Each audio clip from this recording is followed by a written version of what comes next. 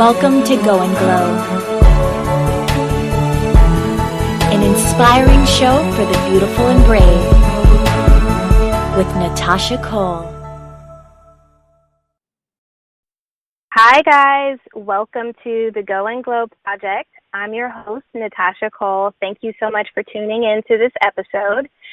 I'm really excited about this one because I have a good friend on the line, and she is currently based in Hong Kong, and I know her because we worked together in Shanghai for a little bit, and she just has an extremely impressive resume, and she has been around the world, and she is just, really living in her passion and her truth.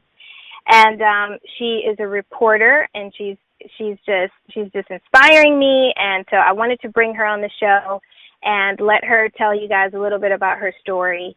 And her name is Melissa Hellmann. Melissa, hi, welcome to the show. Hey, Natasha, thanks for having me. You are so welcome. I know it's almost 10:30 at night there in Hong Kong, and it's Sunday night, and I know you've got things to do, so I really appreciate you taking the time to call in and, get this interview done and, just shine your light on us. I really appreciate that, and I'm excited to have you as a guest. Yeah, no problem. I'm excited to speak with you, too. It's been a while since we've talked, too, so good to catch up.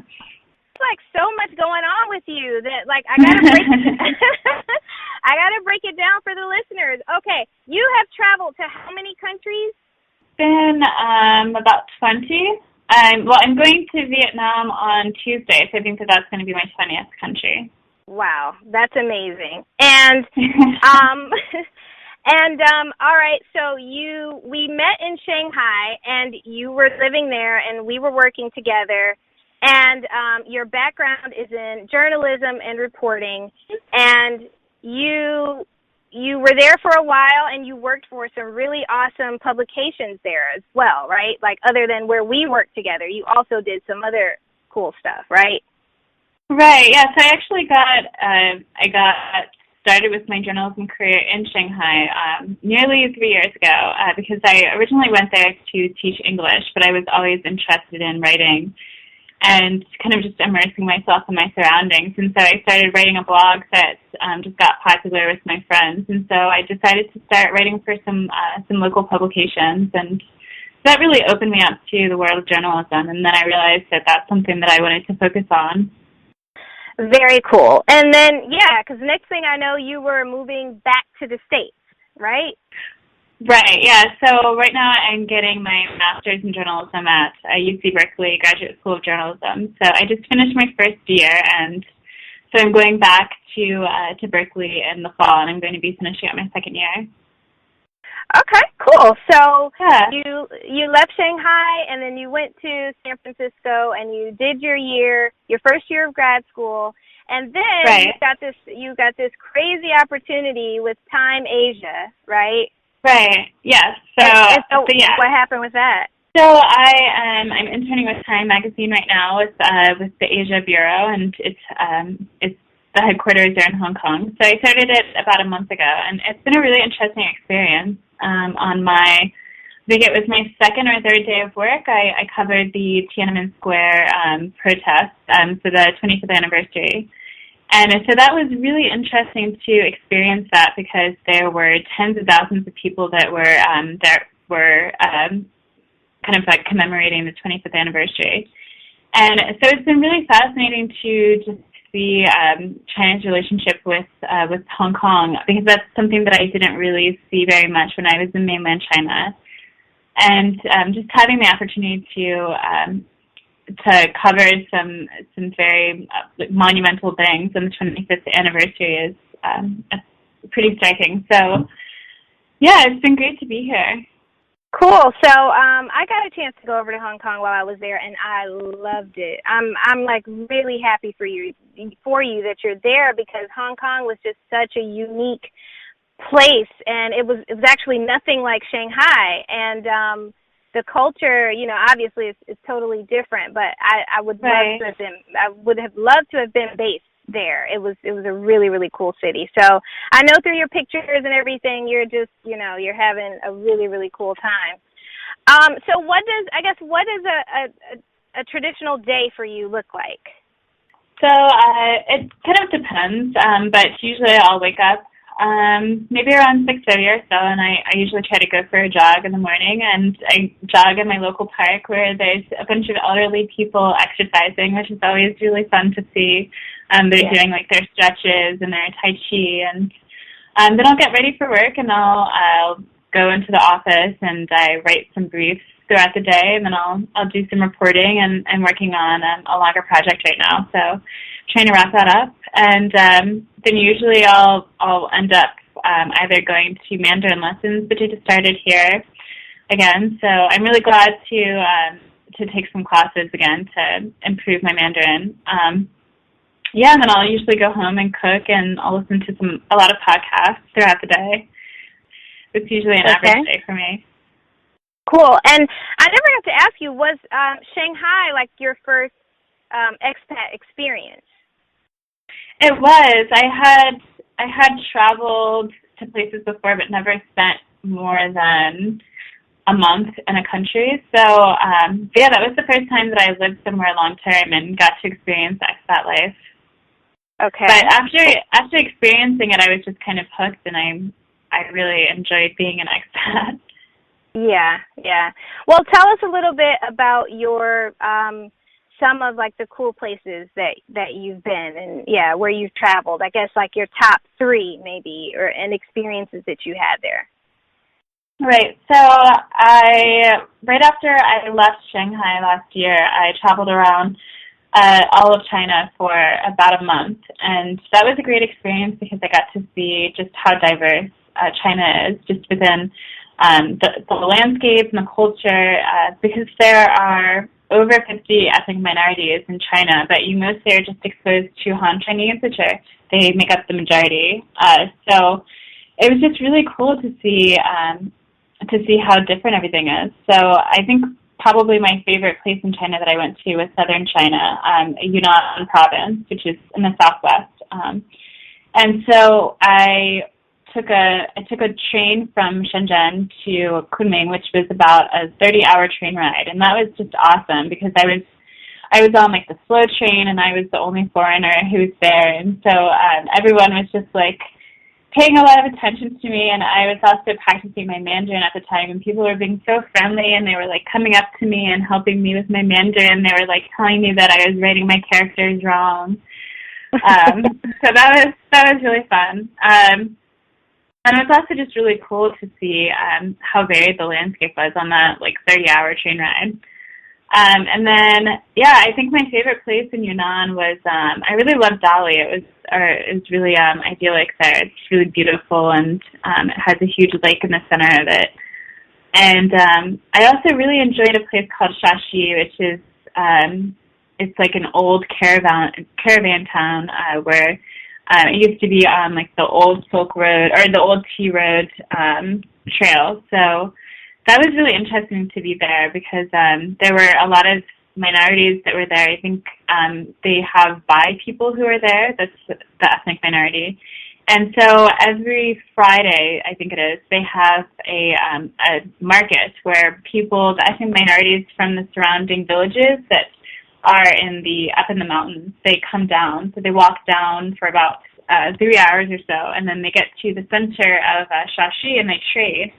And so you just see everyone they're dressed in really colorful outfits, and they're trading, they're bartering, and you just see like whole pigs on tables, and just it was a really interesting experience. I haven't seen anything else like that in China. So that was probably one of my favorite experiences from traveling. Let's see, I also really enjoyed my trip throughout India. After I left China, I backpacked throughout India for a couple of months, and that was really interesting. And also doing it by myself. It was really cool. And I went to quite a few places while I was there.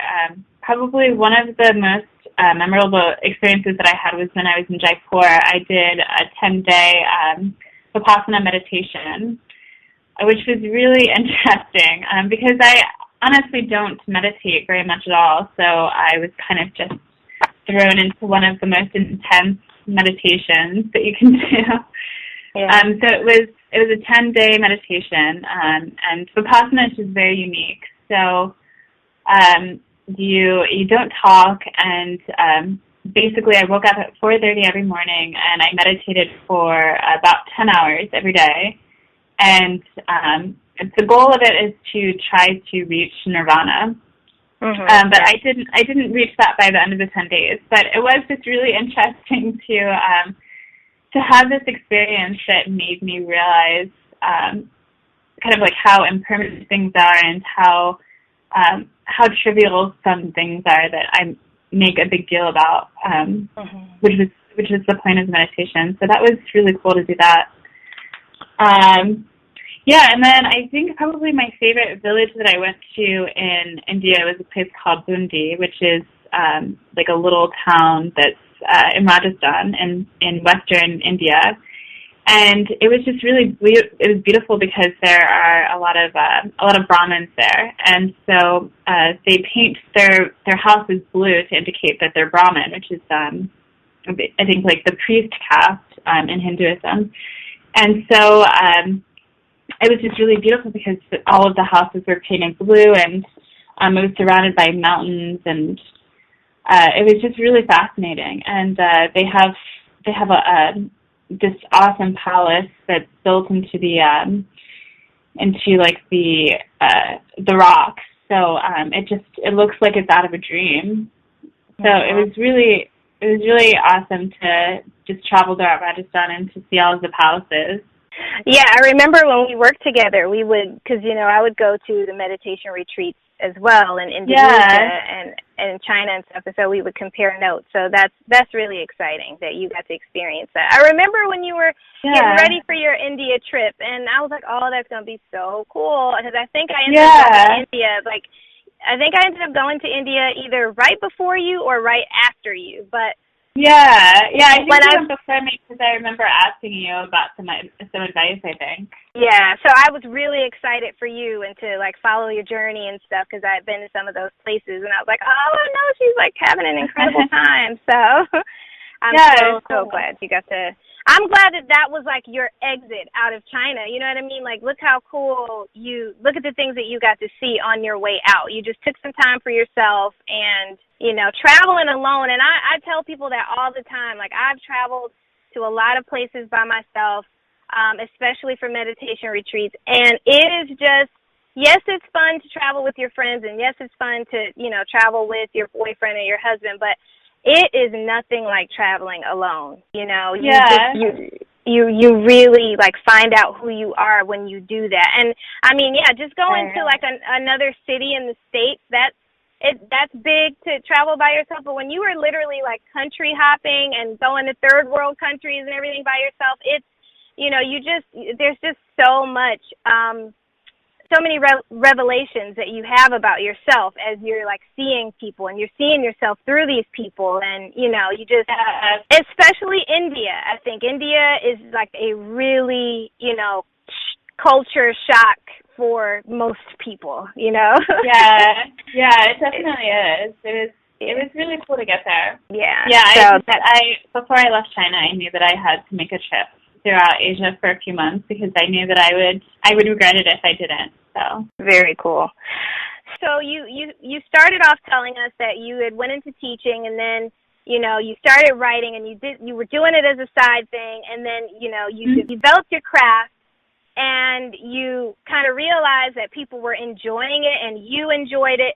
What would be the one thing that you would say to people who are kind of stuck in a career that's not fulfilling and, they're kind of thinking about trying something new or, but they're a little afraid to do it? What's been your experience with the transition and what does it mean to you to have just really taken your craft seriously and taken yourself out of, your previous career and just throwing yourself into your passion. What has been your experience, and what advice do you have for people? Well, I honestly feel like with me, teaching was kind of always just like a stepping stone. I knew that it wasn't something that I wanted to do for my entire life, although it is a very admirable profession. I just knew that it wasn't where my heart was. So I kind of used teaching as a way for me to figure out exactly what I wanted to do. And I think I went to China when I was 24, so I still wasn't exactly sure what I wanted to do, but I just had faith that I would figure it out. And so I would just say that you should surround yourself with things that you're interested in, and to not ever close yourself off to different experiences, because the reason that I really got into journalism is because I was writing my blog, and I expressed to a few friends about how I wanted to reach a greater audience, and I wanted to kind of document my experiences in the city and give advice to other people. And then just after telling a lot of people about what I wanted to do, I finally had a friend tell me that there was an opening, an internship position in for an expat website that he was writing for. And so I started doing that with a pretty popular expat website called Shanghai Expat.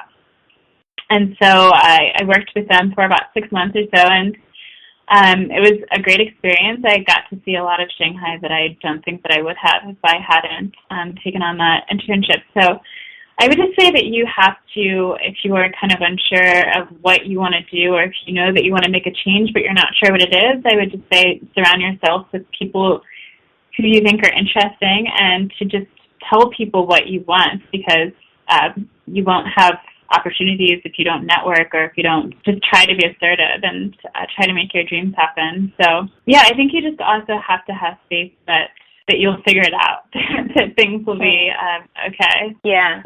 It's interesting that you say that, like, surround yourself with people who you think are interesting, and network with them. I recently read an article, I think it was in the New York Times, that said how important it is to build new relationships with people, because, you know, while you may have a really positive circle of friends who maybe you've been friends with them for 4, 5, 6, 7 years, and, you know, they're really uplifting and they're really supportive, it's actually important for you to continue to, you know, meet new people, because those new people have, you know, new contacts for you and new advice. And, you know, like, if you're always with your same set of friends, you all have the same conversation, you know what I mean? And you all have the same networks pretty much, and after a while, they don't really have a lot of new things to provide for you. So it's so important to build new relationships, and like you say, with people who are interesting, because sometimes you have an idea, but, like, you need, you know, a network of people to kind of help you carry that idea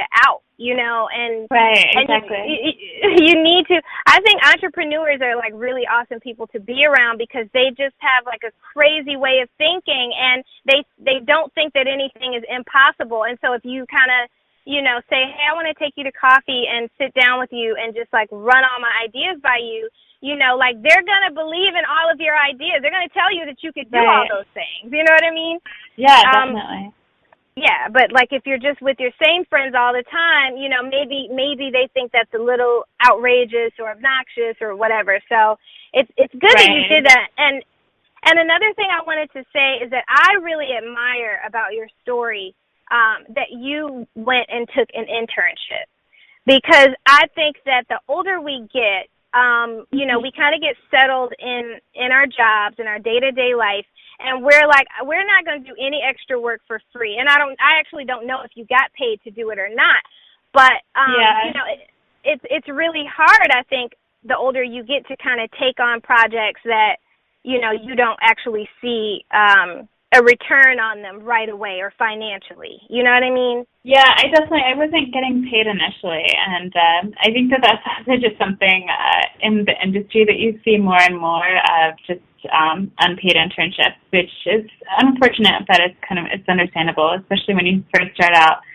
But I think that you also have to, I think that when you're younger, maybe you don't realize that you should get paid for your work.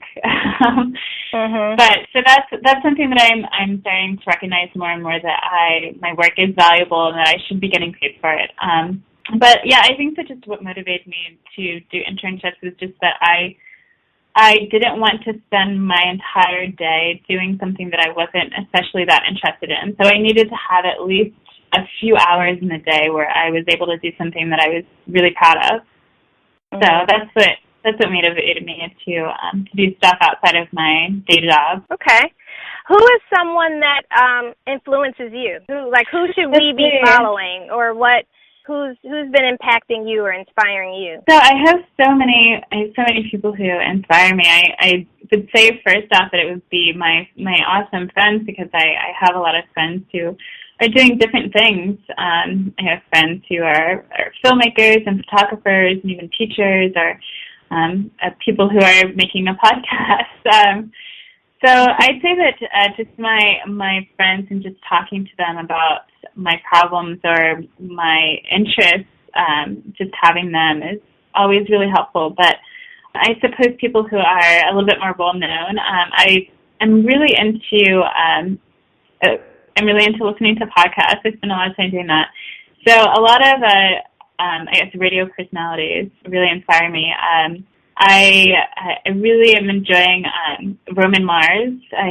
He makes the podcast 99% Invisible, which is an urban design and architecture podcast. But it really is just a way, he talks about a way of seeing the city in a different light. So he takes anything so simple as a staircase and tells you kind of a different story about it that just opens up that world to you. And so I just think that that's really magical, just walking down the street and just things that you interact with, seeing it in a different way. It makes life so much more interesting. So I really am enjoying Roman Mars. So you can follow him on Twitter. I think that it might just be 99% is his Twitter handle. I can't remember though.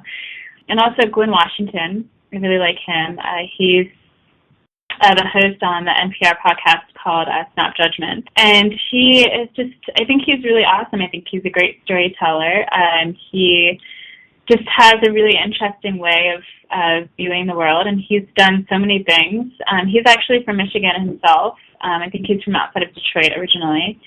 And he kind of just got started in NPR because NPR was looking for some diversity. And so I think he might be one of the only African-American hosts on NPR. And it's just really engaging, and I think that his stories give NPR some extra boost that they need. So I really like him. And I also really like an author named Haruki Murakami, and he's a Japanese writer. He's been around for a while, but I just love his books. I think my favorite book of his is called The Wind-Up Bird Chronicle. And he's just really inspiring to me in all aspects of his life, because he's a really dedicated writer, and he's just incredibly talented. He just writes with such vivid detail, and his stories are just really magical. He always has like a little bit of like a metaphysical element to his book, and he's a fiction writer. And he also incorporates a lot of pop culture. He's a big Beatles fan, so he has a lot of references to different music in his books. So he's just the sort of person you can tell by his writing that he really engages in the world around him. And he also is just really dedicated in life in general. He's also a huge runner. He runs every single day, and he has ran a ton of marathons, and he's run an ultra marathon. He wrote a book about that called What I Talk About When I Talk About Running. And he just talks about why running is so important to him. And that's also really inspiring to me, because I really enjoy running. I've ran a few marathons. So, yeah, I really look to him for inspiration as well. Very cool. Okay. And then what's on your dreaming big list? Like, if you could create possibilities for yourself or your bucket list, what what are a couple things that are on there? Well, I would really like to write my own book at some point in my life. I'm not sure exactly what it's going to be about, but maybe it will be about just living abroad, and maybe it will be about different experiences that I've had. Yeah, so I'd really like to spend some time doing that, and I'd also really like to run an ultra marathon at some point, which is a marathon that's longer than 25 or 26.2 miles. So that's something that I'd like to do at some point. I think that after I do it, I probably won't ever want to run another one again. I just feel like it's something that I would like to accomplish. What does running do for you? It helps me focus, and a lot of times when I'm running, I kind of make plans for what I want to do in my life, because I feel like when I'm running, I'm able to realize that the little things that I'm worrying about aren't as big of a deal as I think, and I'm also just able to look forward a little bit more. So a lot of times when I've gone for long runs, I've thought about where I want to travel to, or what I want to do with my career, because I know running just has this element of not only pushing yourself physically, but it's also a mental test. So running 26.2 miles, you get to a point where it hurts, and then you just kind of get over the hurt, and you realize that you just have to keep going because it would be stupid to stop. And so I think just really challenging myself mentally and physically helps me get through other things, because I'm like, if I can do this, I can do a lot of different things. Yeah. So you're in Hong Kong until when? I'm here until the beginning of September. Okay. So I have a little bit over a month. Cool. And then you will head back to San Francisco. Right. And you'll finish your second year of grad school? Right, my second year of grad school, and then I'll have my master's in journalism. Okay. So you have a blog, and on this blog, when you're in San Francisco, because I read a couple of your articles, you are reporting. Are you reporting on behalf of yourself, or are you reporting on behalf of the school? So I have different organizations that I write for, but I was originally, when I first got to Berkeley, I was writing for an outlet that is connected to our school called Oakland North, and so it's a hyperlocal news organization that we just cover everything that happens in Oakland, in California, which is outside of San Francisco. So that was really interesting, because I got into the Bay Area, and I kind of had to hit the ground running and just cover things that are happening in this really interesting and diverse city.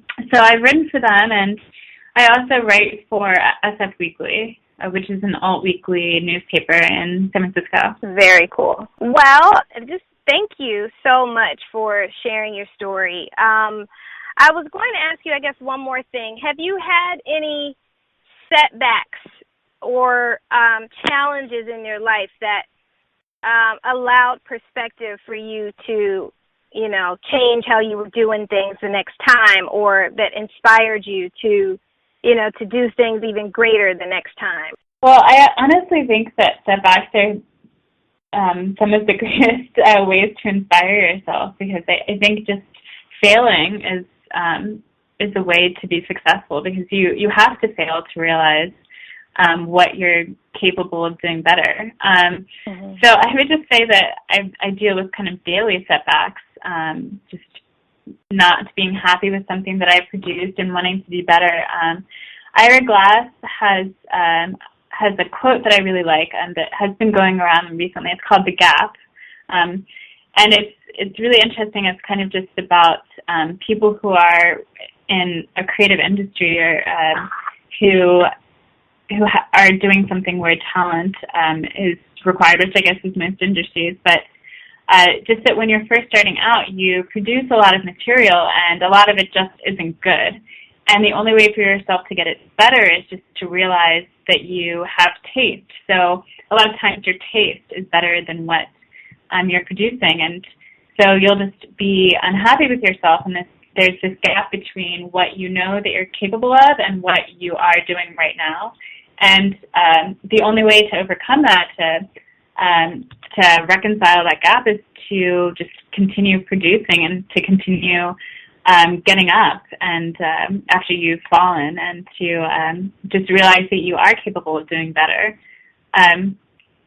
So yeah, I'm not really sure about any specific setbacks besides just writing something and having a heavy edit by an editor, and just getting feedback from him and realizing just what I could have done better. So yeah, I would just say continuing to fail is a good way to inspire yourself. Yeah.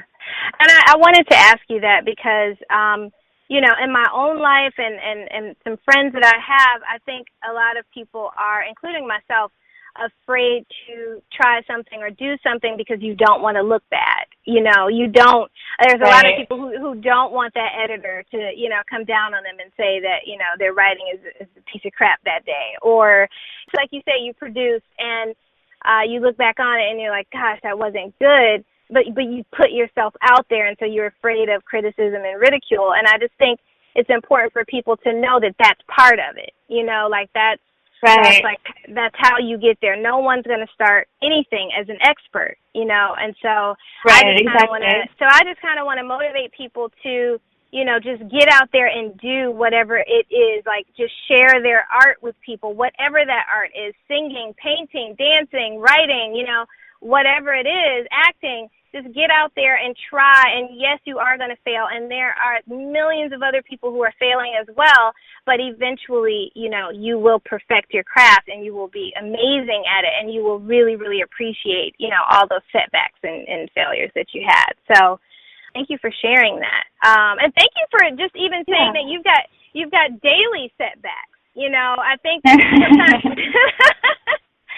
because it's part of the journey. It's not like you're going to make this one big mistake and learn from it. Like a lot of days, you've got to stay motivated because maybe 7 days out of 7, you're going to mess up. And it doesn't mean that you shouldn't be doing what you're doing, It means just keep going at it, and until you get good. So. Right. Okay. Well, again, I appreciate your time, and, your light is just shining so brightly, and I'm so inspired by everything that you're doing. And, I'm honored.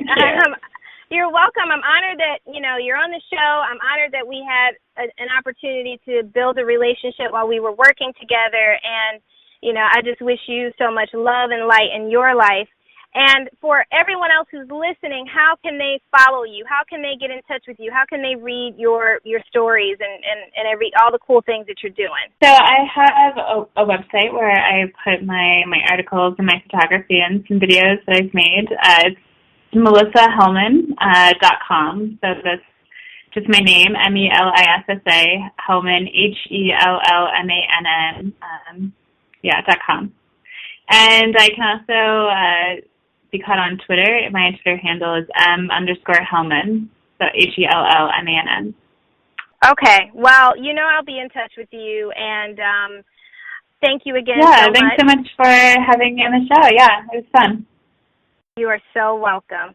For everyone else, make sure you check out my blog at goandglowproject.com. Also, make sure you check out Go and Glow TV. I have it set up on my blog as well as on YouTube. So it's youtube.com/goandglowproject. And, thank you so much for following this journey with me and for subscribing to this podcast and to my blog. And until we speak again, go and glow.